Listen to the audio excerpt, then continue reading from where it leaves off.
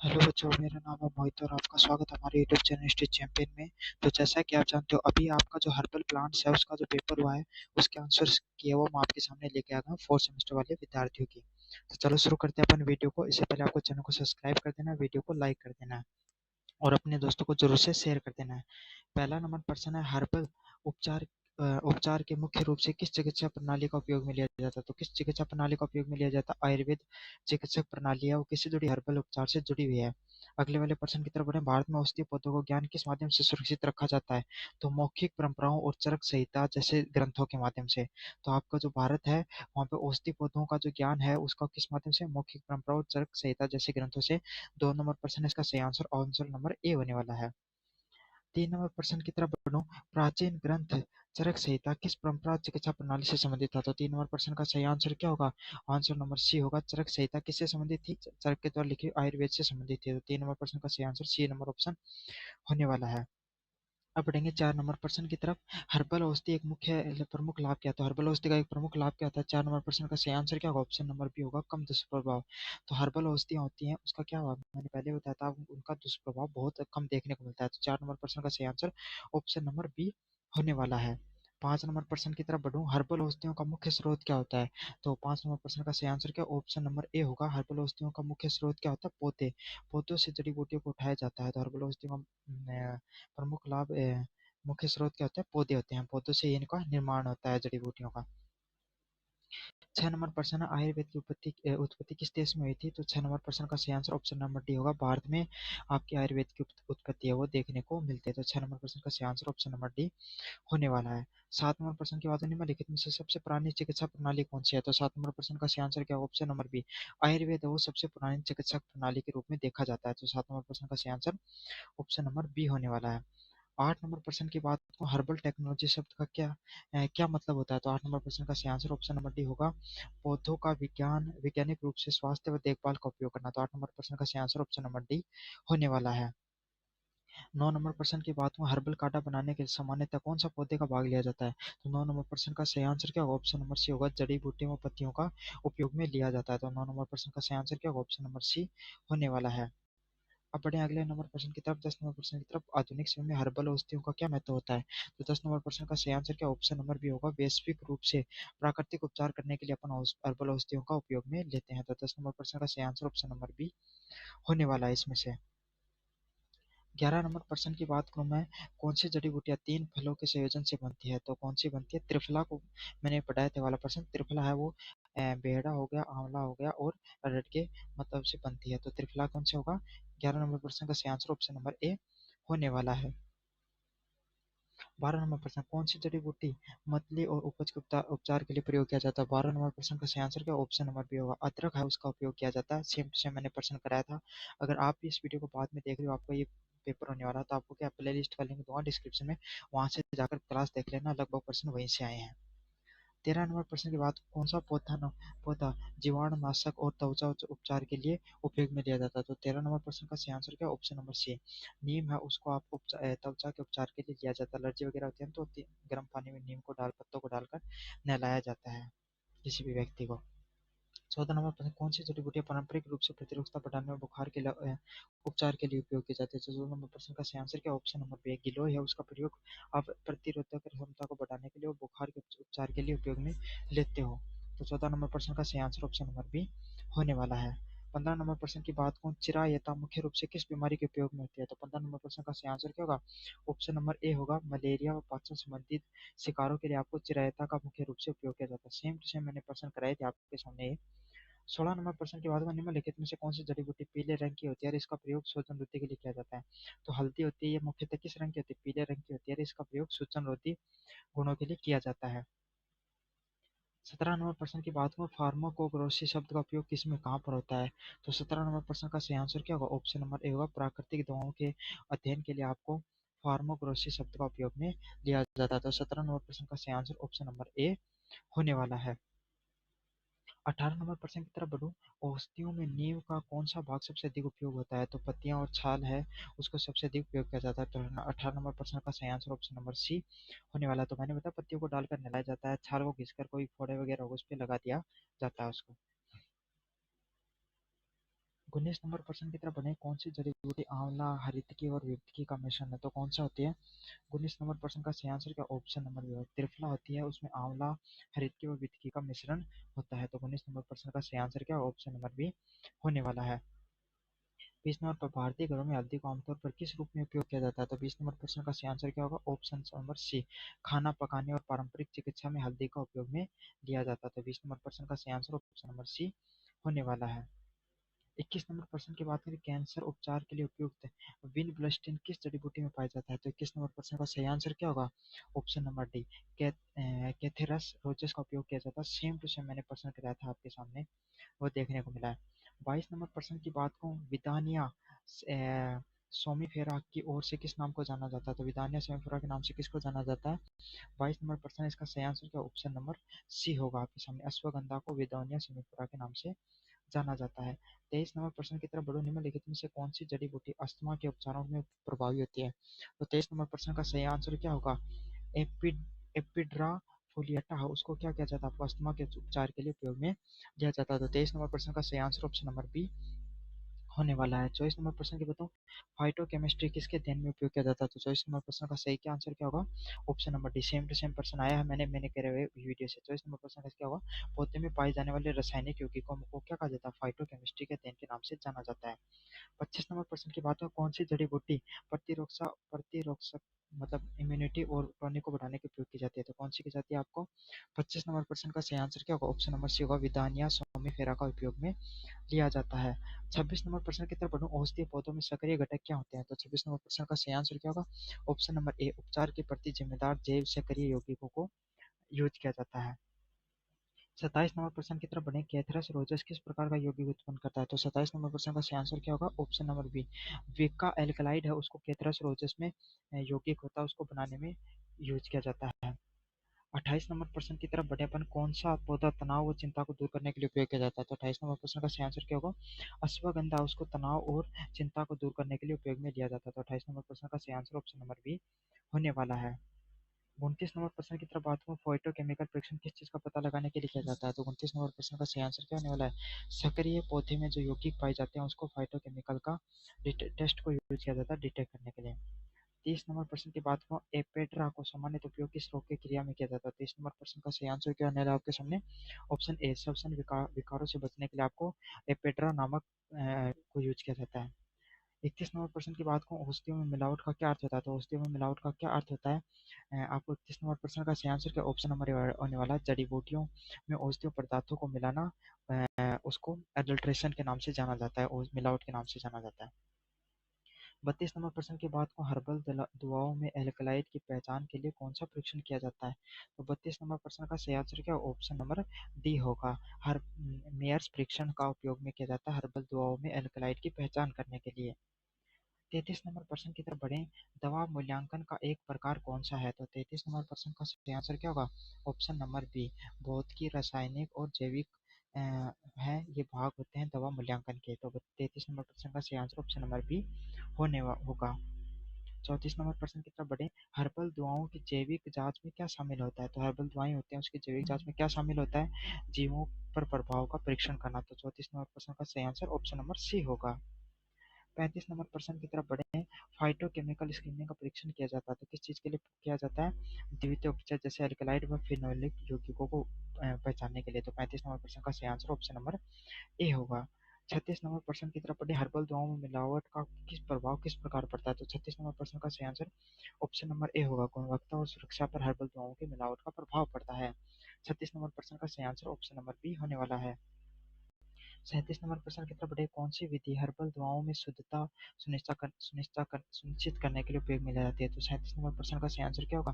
Option number A, सूक्ष्मदर्शी और सूक्ष्म स्थूलदर्शी का मूल्यांकन करना। 37 नंबर प्रश्न का सही आंसर ऑप्शन नंबर ए होगा।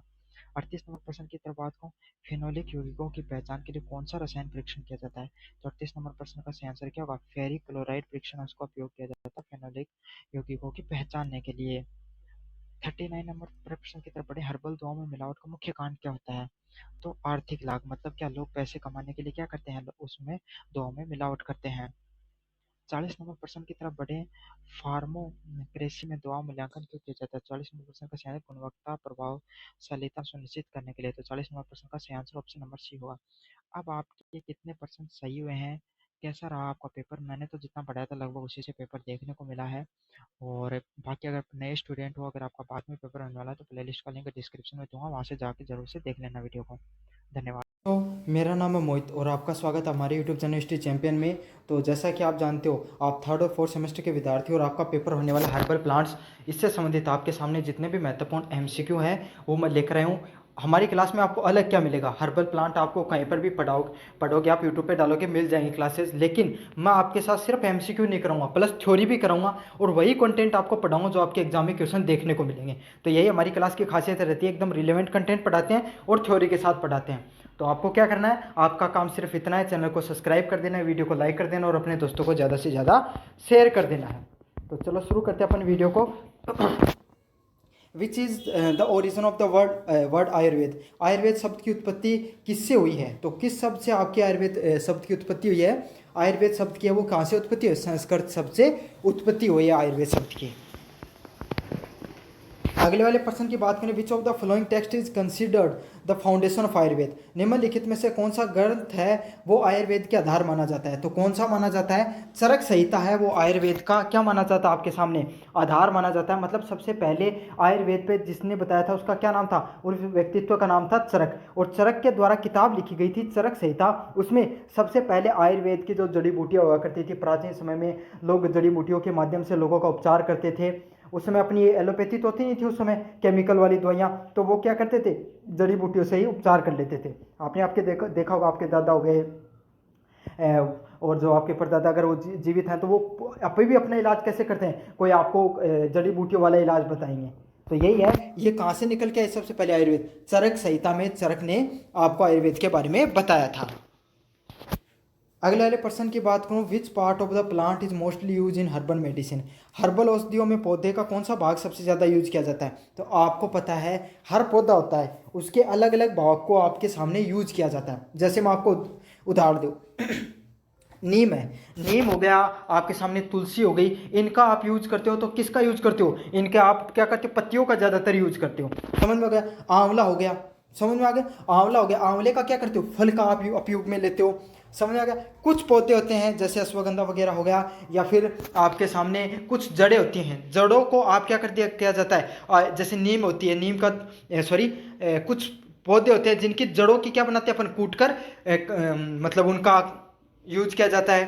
कुछ ऐसे पौधे होते हैं जिनका अपन क्या यूज करते हैं, जैसे गिलोय हो गई, तो गिलोय की क्या करते हैं अपन, तना यूज करते हैं। समझ में आ गया आपको? नीम हो गया, नीम के भी अपने तने को घिसकर अपन लगाते हैं।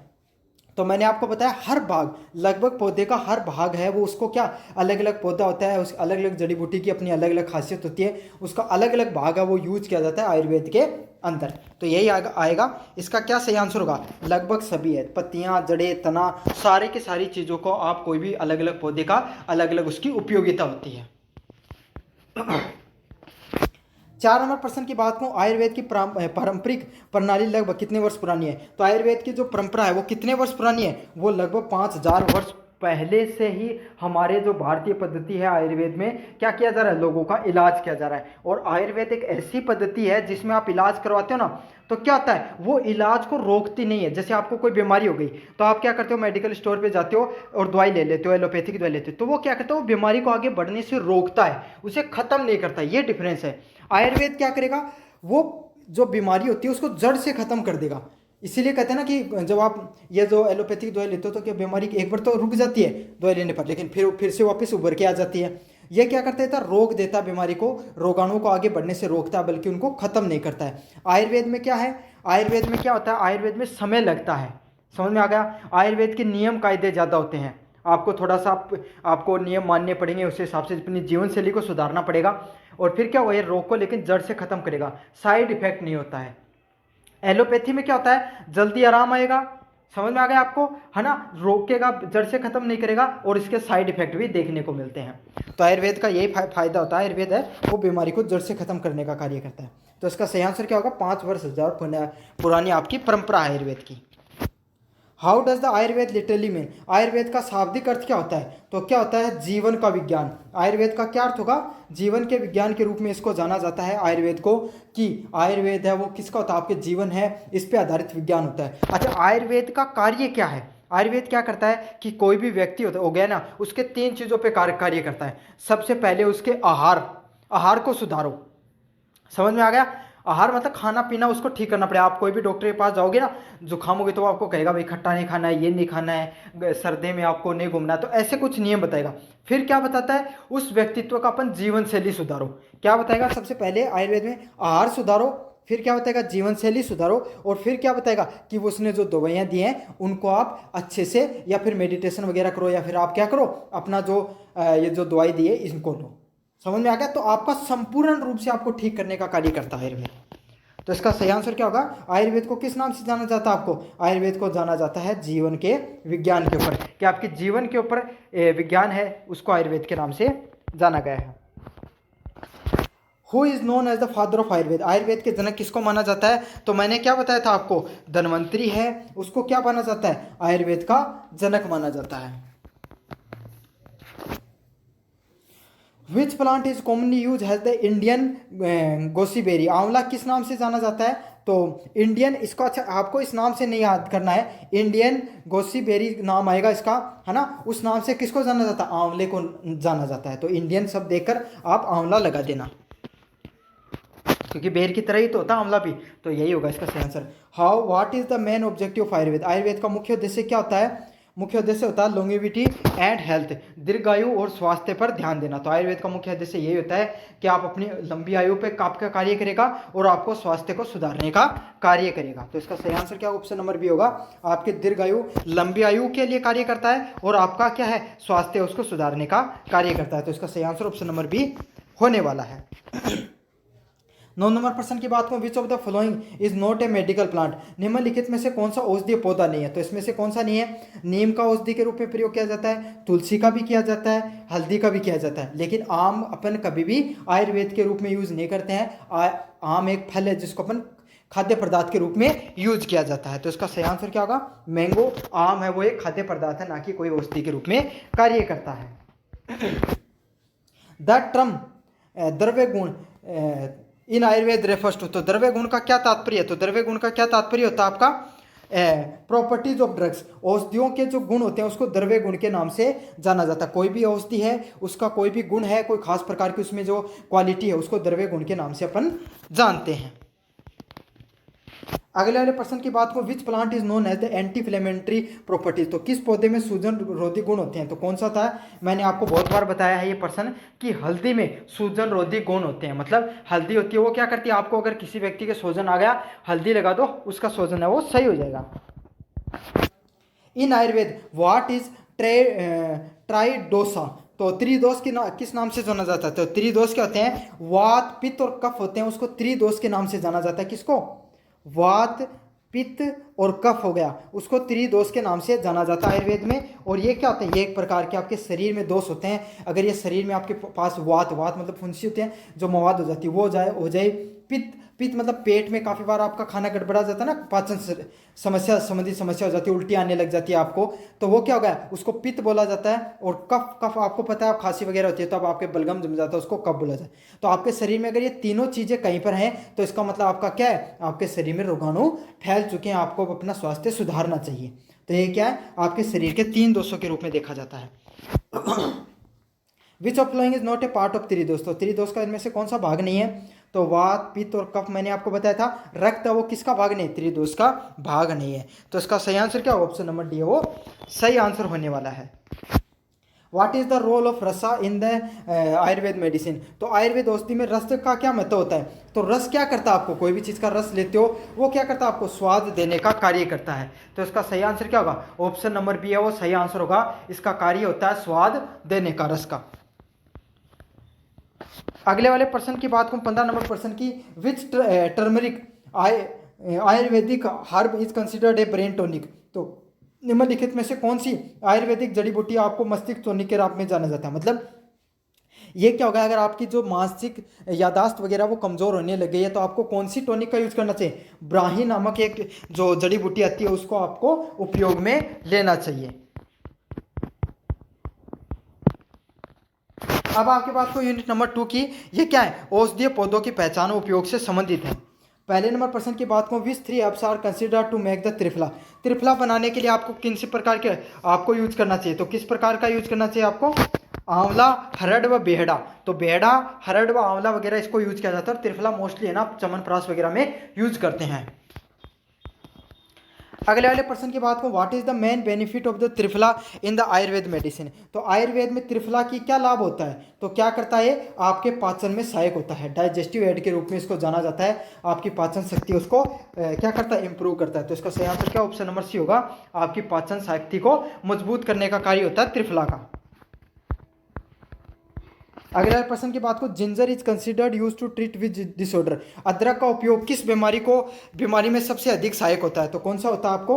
अदरक का आप उपयोग कब कब करते हो? अदरक का उपयोग है, अदरक का सूट बन जाती है और उसको अपन कूट कर क्या करते हैं, काढ़ा वगैरह, जो अदरक हो गई, मेथी हो गई, इसका और अजवाइन वगैरह को मिलाकर अपन काढ़ा कर लेते हैं। किसके लिए करते हैं वो? पाचन के लिए करते हैं। और मितली मतलब आपको क्या आने लग गई है, आपको मतलब उबाक वगैरह आने लग गई है या फिर खांसी वगैरह आने लग गई है, तो आप किसका उपयोग करते हो? अदरक का उपयोग करते हो। अदरक और शहद को मिलाकर अपन क्या कर सकते हैं, आपको बहुत ज़्यादा खांसी आ रही है, सूखी और काफ़ी दिनों से नहीं जा रही है, तो आप क्या करो, अदरक और शहद का काढ़ा बनाकर अदरक को कूटो, उसका जूस निकाल लो, उसमें थोड़ा सा शहद डाल लो और पी लो। सोने के समय ले लो, पानी मत पियो, आपकी खांसी है वो ठीक हो जाती है। तो यही होती है आपकी मतली और पाचन से संबंधित अदरक का उपयोग किया जाता है। Which part of the ginger plant is medically use. अदरक पौधे का कौन सा भाग औषधि के रूप में उपयोग किया जाता है? तो कौन सा यूज किया जाता है? आपका जड़ है, उस भाग को आपको क्या किया जाता है, उस भाग को उपयोग किया जाता है औषधि के रूप में। तो 4 नंबर प्रश्न का सही आंसर क्या होगा? ऑप्शन नंबर बी है वो सही आंसर होने वाला है 4 नंबर प्रश्न का। 5 नंबर प्रश्न की बात को, neem is highly effective in treating which type of disorder. नीम किस प्रकार के रोगों के उपचार के लिए प्रभावी होता है? तो किस प्रकार के लिए होता है आपको, अब आपको भी पता होगा, आपको कभी ना कभी मतलब स्किन से संबंधित एलर्जी वगैरह हो गई होगी, या फिर आपके माता निकली होगी, हाइपर वो होती है ना, क्या बोलते हैं उसको, मेरे दिमाग से निकल गया है, माता को इंग्लिश में बताना, टेक्निकल वर्ड में या मेडिसिन में क्या कहा जाता है। तो वो क्या आपके शरीर पे फुंसियाँ हो जाती हैं छोटी छोटी छोटी, जिसमें आपको हवा में जब बाहर जाने से रोका जाता है, उसमें आपको क्या किया जाता है, नीम को पानी में डालकर उबालकर आपको नहाया जाता है। डॉक्टर भी ये रिकमेंड करते हैं। तो ये किससे संबंधित होती है? आपकी त्वचा रोगों को सही करने के लिए अपन किसका उपयोग करते हैं? नीम का उपयोग करते हैं। Which property is strongly associate with neem. नीम से किस प्रकार के गुण को जोड़ा जाता है? तो नीम का क्या कार्य होता है? नीम आपको कीटाणु नाशक होता है। कीटाणु नाशक मतलब आपके शरीर में किसी भी प्रकार के कीटाणु वगैरह आने लग जाते हैं, मतलब आपके खुजली वगैरह होने लगे, बैक्टीरिया वगैरह, फंगी वगैरह आपके शरीर में बढ़ गए, तो अपन क्या करते हैं, नीम का उपयोग कर लेते हैं, जिससे आपके शरीर में सही हो जाता है वो, मतलब कीटाणु वगैरह मारने का। तो एंटीसेप्टिक के रूप में कार्य करता है ये। नीम की पत्तियों से गर्म पानी में डालकर नहला देते हैं ना, छोटे बच्चे को भी नहलाया जाता है। गिलोय इज नोन एज। तो गिलोय को किस नाम से जाना जाता है? तो गिलोय को किस नाम से जानते हैं? गुडची। गुडची के नाम से भी जाना जाता है गिलोय को। गिलोय का टेक्निकल नाम अलग होता है, लेकिन गुडची नाम से भी उसको जाना जाता है। अच्छा, what is the major benefit of giloy in treatment. तो गिलोय का मुख्य लाभ क्या था? अब देखो, आपको जानना होगा गिलोय होती क्या है। समझ में आ गया? गिलोय क्या होती है? गिलोय एक बेल होती है एक प्रकार की, समझ में आ गया, और वो उगती है। अब क्या किया जाता है सर्दियों वगैरह में, आपको क्या होता है, हमें कई लोगों को थोड़े से भी हवा लगती है, क्या हो जाती है, जुकाम वगैरह लगनी शुरू हो जाती है। तो उसके लिए हमें क्या करना चाहिए, गिलोय होती है ना, गिलोय की जो तना होता है उसको काट कर आपको गर्म पानी में उबाल कर पीना चाहिए। कड़वा तो लगेगा, लेकिन आपकी प्रतिरोधक क्षमता वो इस चीज़ से बढ़ जाती है। तो इसका सही आंसर क्या होगा? इम्यूनिटी बूस्टर के रूप में कार्य करती है आपकी गिलोय। अगले वाला है chirayta is commonly use in treating. चिरायता का उपयोग किस बीमारी के इलाज में किया जाता है? तो बुखार और मलेरिया के आपके इलाज में चिरायता का उपयोग में किया जाता है। Which taste best describe the chirayta. तो चिरियता का स्वाद कैसा होता है? तो कैसा होता है इसका? कड़वा स्वाद देखने को मिलता है। जब आप इसको खाते हो तो आपको बिटर फीलिंग आती है, एकदम कड़वा कड़वा लगता है। 11 नंबर प्रश्न की बात करूं, turmeric contain which active compound, तो हल्दी में कौन सा सक्रिय घटक होता है? तो मैंने बहुत बार बताया, हल्दी आपको ना जो आपके साबुत हल्दी आती है वो कैसी आती है? कुरकुरी आती है। तो इसको इस ट्रिक से मैंने काफ़ी बार याद कराया कि कुरकुमिन के नाम से इसको जाना जाता है, तो इस ट्रिक से याद कर लो। इसके अंदर कुरकुमिन पाया जाता है हल्दी के अंदर। Which of the following herbs has strong anti inflammatory property, तो किसमें होती है सबसे ज़्यादा सूजन रोधी? तो अदरक नहीं, इसका सही आंसर होगा हल्दी।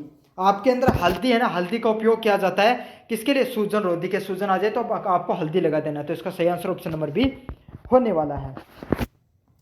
अगले वाले प्रश्न की बात करूं, triphala is useful in improving, तो त्रिफला होता है आपको हरड़ हो गया, बेड़ा हो गया और आंवला हो गया, उसका प्रयोग किसमें किया जाता है? इसमें आपको स्मरण शक्ति, तो च्यवनप्राश वगैरह में डाला जाता है, मैंने बताया था ना। तो ये क्या करेगा? आपकी जो दिमागी शक्ति है उसको मजबूत करने का कार्य करता है। विजन, आपकी आंखों की दृष्टि को भी मजबूत करता है और आपको पाचन भी मजबूत करता है। तो तीनों की तीनों आपकी शक्तियां उसको बढ़ाने का कार्य करता है। तो इसका सही आंसर क्या होगा? ऑप्शन नंबर डी है वो सही आंसर होने वाला है। ऑल द अबव इसका सही आंसर होगा। Which plant is often use in treating the jaundice and the liver disease, तो जिगर रोगों के निम्नलिखित में से कौन सा पौधा उपयोगी होता है? तो कौन सा होता है इसमें से? तो इसका सही आंसर क्या होगा? चिरायता है, उसका उपयोग में किया जाता है आपको जिगर से संबंधित रोगों से संबंधित। तो इसका सही आंसर ऑप्शन नंबर सी होने वाला है। 15 नंबर प्रश्न की बात करूं, giloy is classify under which category in Ayurveda, तो आयुर्वेद में गिलोय को किस श्रेणी में रखा जाता है? तो किस श्रेणी में रखा जाता है? रसायन की श्रेणी में रखा जाता है। समझ गया? केमिकल के रूप में आपको रसायन के गुणों के रूप में इसको रखा जाता है। अब बात करें अपन यूनिट नंबर 3 की तरफ, आपके सामने एंटी कैंसरस के बारे में, औषधियों के बारे में बात होगी इसमें। Which is the and botanic name of the Madagascar periwinkle, तो मेडागास्कर पेरीविंकल का वानस्पतिक नाम क्या होता है? तो मेडागास्कर पेरीविंकल किससे संबंधित होता है? तो इसका सही आंसर होगा ऑप्शन नंबर सी, कैथरेथस रोइजस के नाम से किसको जाना जाता है? मेडागास्कर पेरीविंकल को जाना जाता है। तो इसका सही आंसर ऑप्शन नंबर सी होने वाला है। अगले वाले की बात करूँ 2 नंबर की, कैथरेसस रोइसस इज वाइल्डली नोन एज, तो कैथरेसस रोजेसस को किसके लिए प्रसिद्ध है? तो किसके लिए प्रसिद्ध है आपके सामने? एंटी कैंसर प्रॉपर्टीज के लिए। तो कैथारेथस रोजेसस है, नाम रोज है लेकिन काम किसका करता है? कैंसर को रोकने का कार्य करता है, कैंसर रोधी के रूप में इसको जाना जाता है। 3 नंबर प्रश्न की बात करूं, which alkaloid is mainly responsible for anti cancer activities in the Catharanthus roseus, तो कैथारेथस रोजेसस में कैंसर रोधी गतिविधि के लिए कौन सा एल्केलाइड आपके समय उत्तरदायित्व होगा? तो सही आंसर क्या होगा? विक्रिस्टिन। तो विक्रिस्टिन है, उसका उपयोग में लिया जाता है आपको कैंसर रोधी आपको गतिविधियों के लिए। 4 नंबर प्रश्न की बात करूं, which another anti cancer alkaloid is present in the Catharanthus roseus, तो कैथरेसस रोजेसस को में एक अन्य कैंसर रोधी एल्कोलाइड कौन सा होता है? तो कौन सा होता है इसमें से? इसका सही आंसर क्या होगा? विनब्लेस्टिन है, उसका उपयोग में लिया जाता है, विनब्लेस्टिन को उपयोग में लिया जाता है। The chemical test use to detect the alkaloid is, तो एल्कोलाइड के लिए पहचान के लिए कौन सा रासायनिक परीक्षण किया जाता है? तो कौन सा रासायनिक परीक्षण किया जाता है आपके सामने?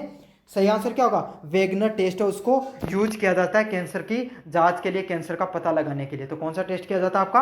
वेगनर नामक टेस्ट है, उसका उपयोग में लिया जाता है, ये टेस्ट किया जाता है। इससे लोगों को क्या पता चलता है भाई इस व्यक्ति के कहाँ पर कैंसर वगैरह है।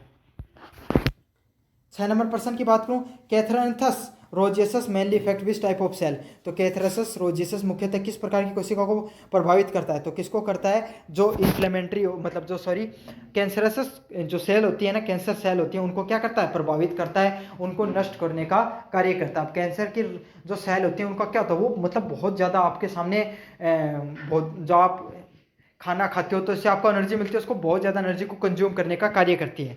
तो इसका सही आंसर क्या होगा? कैंसरस सेल है, उसको सबसे ज़्यादा इफेक्ट करने का कार्य होता है कैथरेसस रोजेसस का।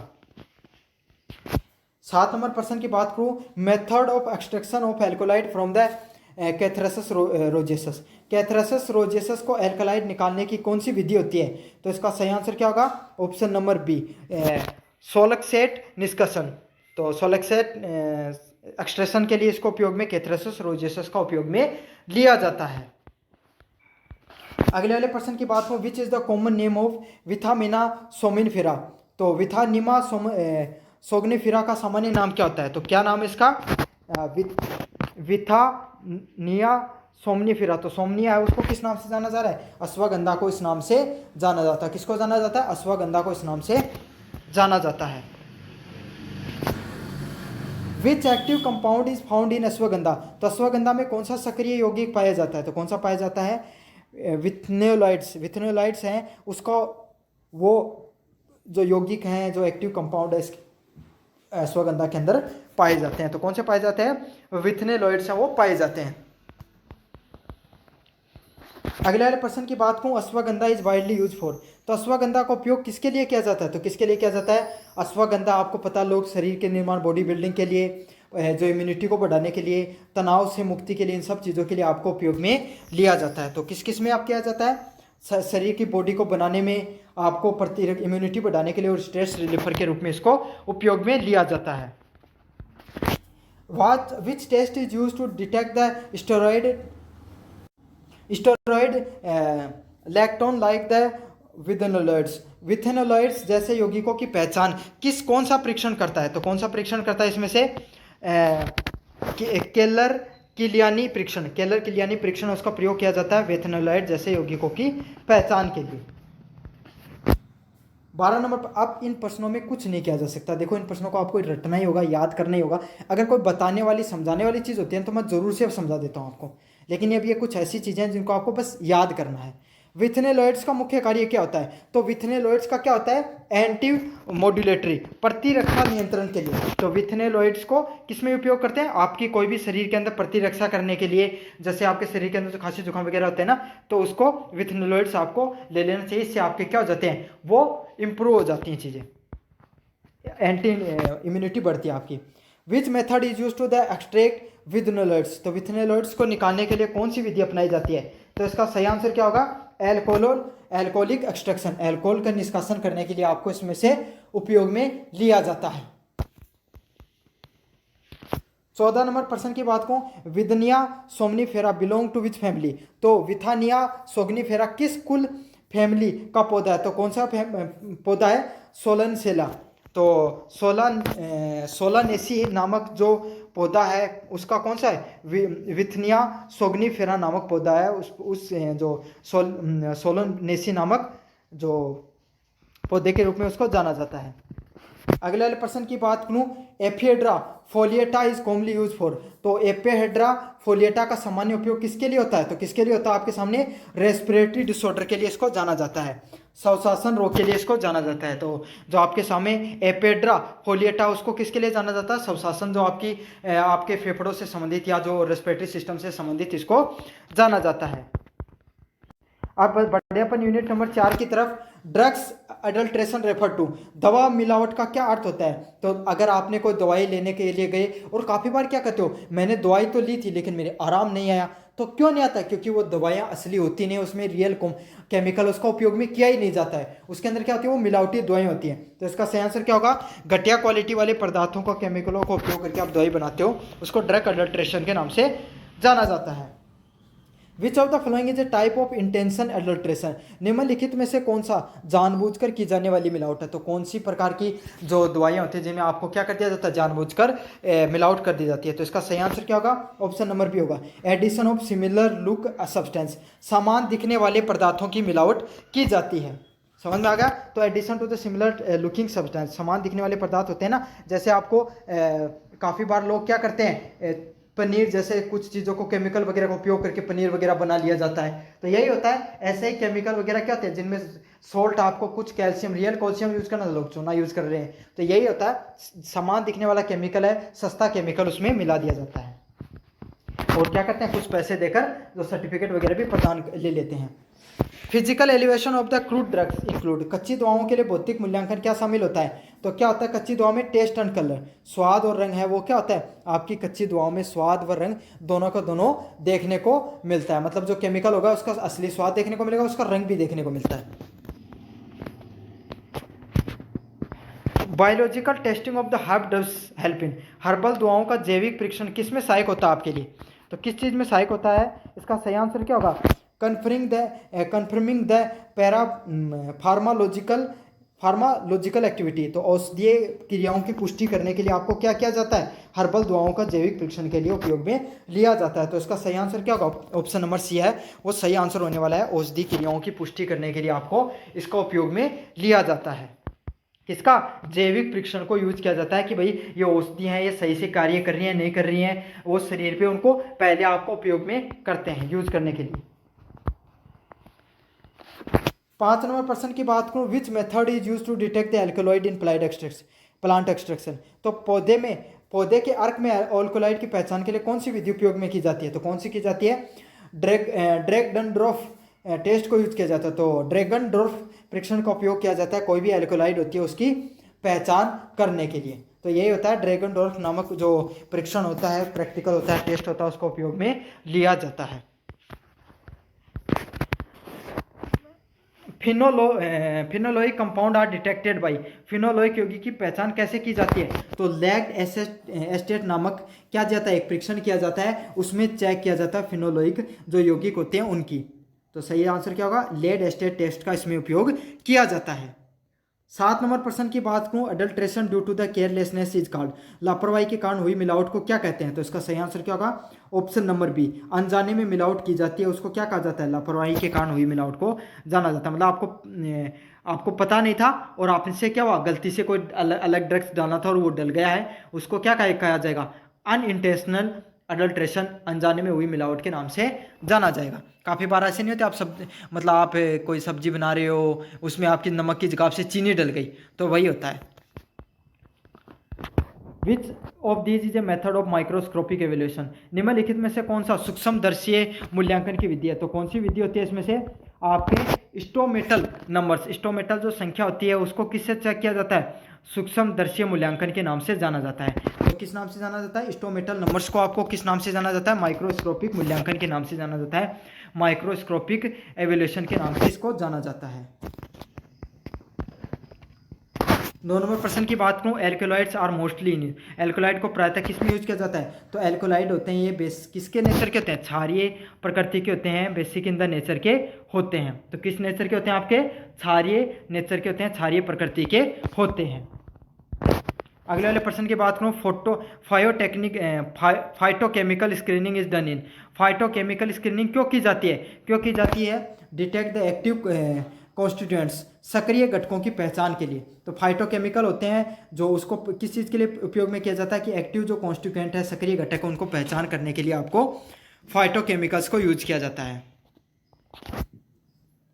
विच test is use to detect the tannin, tannin के पहचान के लिए कौन सा परीक्षण किया जाता है, तो फेरिक क्लोराइड टेस्ट होता है, फेरिक क्लोराइड टेस्ट को आपको उपयोग किया जाता है किसको, टेनिन को पहचानने के लिए। तो किसका उपयोग किया जाता है, टेनिन को पहचानने के लिए फेरिक क्लोराइड टेस्ट को उपयोग में लिया जाता है। तो इसका सही आंसर ऑप्शन नंबर बी होने वाला है।